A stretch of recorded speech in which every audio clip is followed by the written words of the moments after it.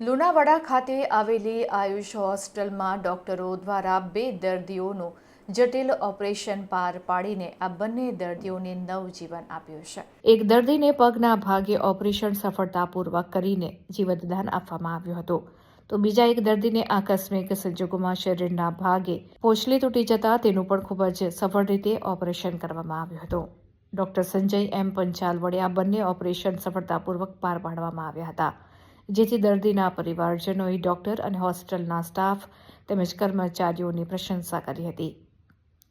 આયુષ હોસ્પિટલમાં તમામ પ્રકારની સુવિધાઓ ઉપલબ્ધ હોવાથી તમામ દર્દીઓને સારી અને સચોટ નિદાન કરીને સારવાર આપવામાં આવી રહી છે. તેથી જિલ્લાની આમ જનતાને સારી સારવાર આ હોસ્પિટલમાં મળી રહે છે. હું ડૉક્ટર સંજય એમ પંચાલ આયુષ હોસ્પિટલમાં ઓર્થોપેડિક સર્જન તરીકે કામ કરું છું.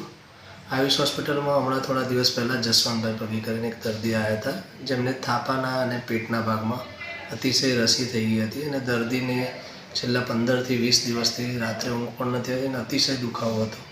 જ્યારે બધા રિપોર્ટ કરાવતા ખબર પડી કે દર્દીના ગોળાના હાડકામાં, પેલ્વિસના હાડકામાં અને પેટના ભાગમાં રસી બધી ફેલાઈ ગયેલી હતી. આ દર્દી બહુ બધી દવાખાને ફર્યો, પરંતુ એને કોઈ ઉપાય મળતો ન હતો અને આપણી હોસ્પિટલમાં આવ્યો. આપણે તમામ રિપોર્ટ કરાવ્યા.